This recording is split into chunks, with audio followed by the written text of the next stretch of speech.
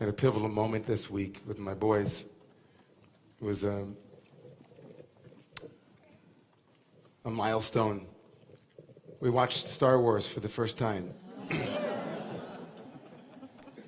I know some of you judgmental parents out there are thinking a little bit too early. But they had lightsabers already and wondered what they were. So I showed them.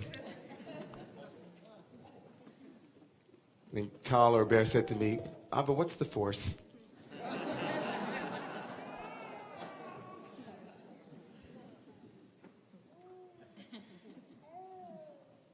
All great mythology has a story about the hidden child. The per eternus, the eternal child who is lost and who is discovered at some point. The child has to awaken to their own capacities. They have to be convinced that they have that within them. Yeah? Luke doesn't know who he is. He has a dark father. And like all great social movements, when something becomes a part of the zeitgeist, it becomes a part of the common culture, the popular culture, there's something deeply embedded in its truth.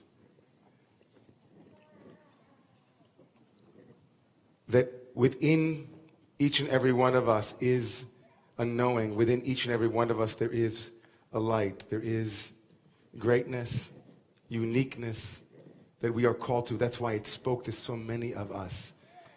Gifted children, dramatically gifted children perhaps. Another great myth that has made its way into the Jewish people's psyche came in the beginning of the 16th century after the expulsion from Spain in 1492, that horrific moment, catastrophe, homelessness, absolute chaos. In the northern part of Israel, there was a rabbi named Isaac Luria, known as the Ari. And this Isaac Luria Ashkenazi introduced a myth into the Jewish psyche that has made its way in so many different forms, in so many different places. And in our Kabbalah Learning Institute this last week and weeks before, we discussed the myth of the Tzimtzum. That amazing word, Tzimtzum, which is tzam, fast, fast. A fast, that which is like we don't drink, we don't eat. So Tzimtzum is the myth that God contracted God's essence in order for a world to be. Introducing us to a mythology of absence and presence. That in order for the world to be, God must be absent for it to be. That without that absence, without that darkness, there can't be a light that is visible, that it is in the vacuum of God's absence that a world is born. And that myth, it sets up something very profound. We are born into the world with a sense of both fullness and lack. And that which we feel as lack, we know it as absence, and we want it. We have a yearning for meaning, for purpose. In the vacuum that is created by that dark constriction, we go searching for that trace, that reshimu, that roshem of God that we know must be hidden there, but we can't see it. It's dark. This time of the year, when it gets very dark, we have our own story in our own sacred mythology about a hidden child, a child who goes missing. And in that story of Joseph and his technicolored dream coat, those remaining 13 chapters of the book of Genesis that always appear at this time of the year tell the story of that hidden light. That Joseph who goes down to Egypt, who is hidden, whose greatness can't be completely revealed. And there's one character in this story who sets up a lesson for each and every one of us working with absence, We're told that when the brothers, as we know the story or the show, the brothers throw Joseph into a pit, he's sold down into Egypt, and there he goes, Vayered Yosef, he goes down to Egypt. And the brothers, trying to cover up their tracks, take off his Technicolor dream coat. They rip it up and they pour blood on it after they've slaughtered an animal, and they bring it back to Jacob. And Jacob sees the Technicolor dream coat. He sees his beloved son's coat, the coat that represented his specialness to Jacob. And Jacob cries. And then the Torah tells us something very powerful.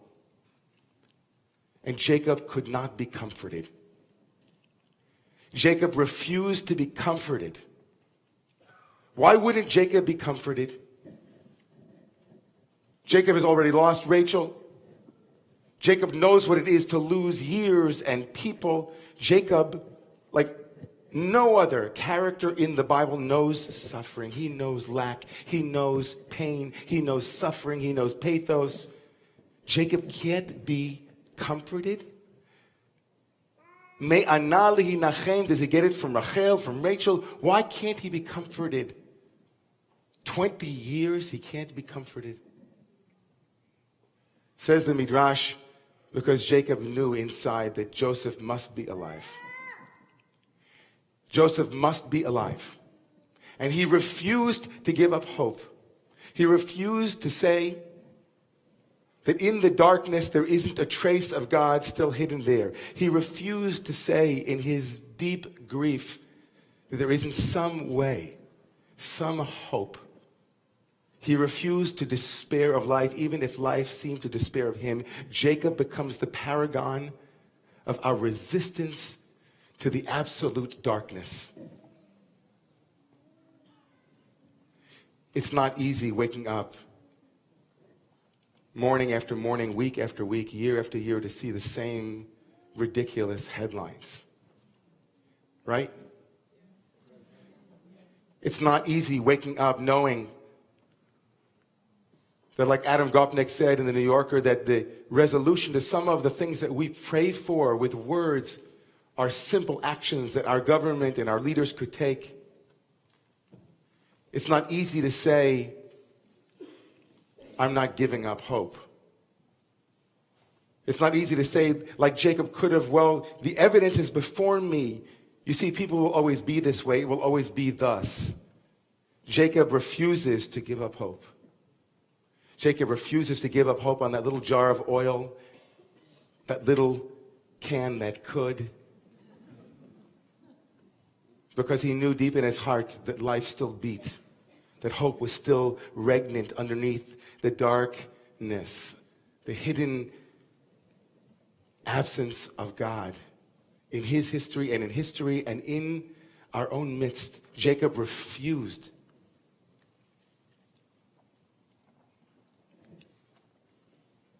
I wonder what gave Jacob that strength. I wonder what it was that kept Jacob going in those dark hours.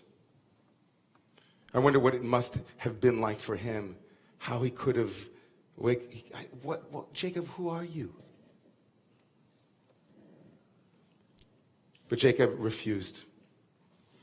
Jacob had a deep, abiding belief, a deep faith in that which was unseen.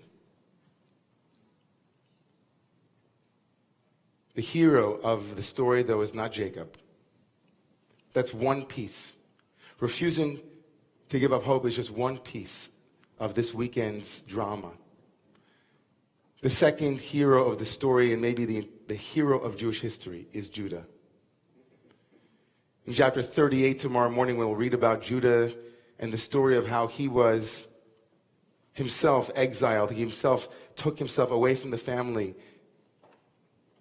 Judah, in a very powerful moment, Judah becomes involved in a scenario with his daughter-in-law Tamar. Those of you who don't know the story, in brief, Judah leaves his father and his family to go down, just as Joseph is going down, the two parallel. Joseph goes down and Judah goes down. And Judah gets himself involved where both of his sons marry a woman named Tamar, and the third son, who is supposed to marry Tamar, He's afraid to give his son Shelah, whose name means Shelah, belonging to her. He refuses to give, right, his third son to Tamar, thinking that Tamar is the reason for the death of his two sons. He's afraid. And Tamar takes the law into her own hands. And Tamar dresses, covering her face. The only thing that could be seen were her eyes. And she stands by the side of the road. And she sleeps with her father-in-law, Judah. And Judah, when he hears that Tamar is pregnant, not knowing that he had slept with Tamar because she had been, after all, hidden, Judah pronounces a very severe sentence against Tamar, thinking that she's guilty of being a whore. And just as this sentence against Tamar is about to be carried out, Tamar reproduces the collateral signs that she had asked Judah for and shows the whole world that it was Judah. And Judah has a moment. Look at this in chapter 38. Judah has a moment when he can use his power negatively. He can actually shut Tamar down. And Judah becomes the hero of the entire Genesis project. Because Judah, in that moment when he had power, admitted that he was wrong. And Judah then becomes the one who saves the story. He's the one who finds the hidden Joseph for his resistant father, Jacob. Jacob holds the hope, and Judah delivers the humility of leadership that when faced with evidence, succumbs and says, you know, you're right, I made a mistake. These two moments, Jacob's deep, abiding belief and Judah's strength to say, no, I screwed up. Tzadka mimeni, she is more righteous than I, Judah said. Could we use more of that in our culture at this moment? Is there any greater biblical archetypes that we could bequeath to our friends, that we could live, than the archetype of no? In Palestine and Israel, we will not give up hope. In this country, which is riddled with the idiocy of firearms, there are more guns than people. Could we ever use a Judah to stand up and say, you know, even though I will look as a politician like I'm wishy-washy on various issues, this is kind of scientific evidence. Countries that move towards gun control save children's lives. And I'm going to speak that truth. Tzadka mimeni, you know, I was wrong. I was wrong. I see the light. Could we get a politician to stand up? Could we get some leadership to Judaize this conversation? And in our own lives, friends, it's not enough just to talk about politics out there. What about in here, inside each and every one of us? I sat with a congregant this week who looked straight into my face and said, you know, you hurt me. And I was thinking, Judah, give me strength. Judah, give me strength. I said, you're right, I'm sorry. I could have done better. I should have done better. How many people here would walk away from a leader or a friend who would sit in front of you and say, you know, I screwed up, I'm sorry I hurt you. I acted selfishly. I acted with the awareness that I had, but it was limited, and I hurt you. How many of us in that moment would say, you know, dig in my heels? Judah, shekidei shem shamayim b'farhesia, Judah, who publicly consecrated, who sanctified God's name by saying, I was wrong. That is called kiddush shamayim, to sanctify God's name. I was wrong. So I want you to take away a couple things. My friend Rabbi Sharon Brous wrote this week that we are at war. And our weapons, she said, are love and justice. With justice, I want you, each and every one of you, to say, I'm going to do something to let my voice be heard, to make this a safer country. Do something. Decide before you leave those doors tonight, think, I'm going to do something. I'll go on a website. I'll speak out against Islamophobia. I'll speak out against gun violence. I'll do something that's justice. And then love. One hug. One open door. One pay it forward. Take a moment. Pay a bill for someone else. Man, we need a revolution of small acts of kindness, right? We need lightsabers everywhere. We need Jedi Knights who say, right here, here's a moment, here's a dark place. Let me bring some light right here. Hanukkah is coming. There's a little jar of oil right there. Into the midst of this temple, this world, where no jars of oil seem to be possible, we have to continue to look into the absence of that divine absence and say, here will be presence. Right here will be love. We will build a world from love. Olam chesed yibaneh. We will build a world from small acts of love. Be just. March.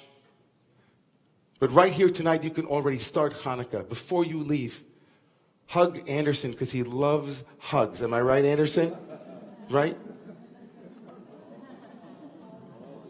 And not all for you. We got a lot of other people that use hugs. On the way home tonight, let me think of a kindness strategy for the week. I'll put it on my list of things to do. Today, I'm going to do some act of kindness. Some small deed that will say the world is now built a little bit more. So I want us to rise in a moment with these sheets that we handed out with the words, Olam chesed yibaneh. The world will be built with kindness. Please rise.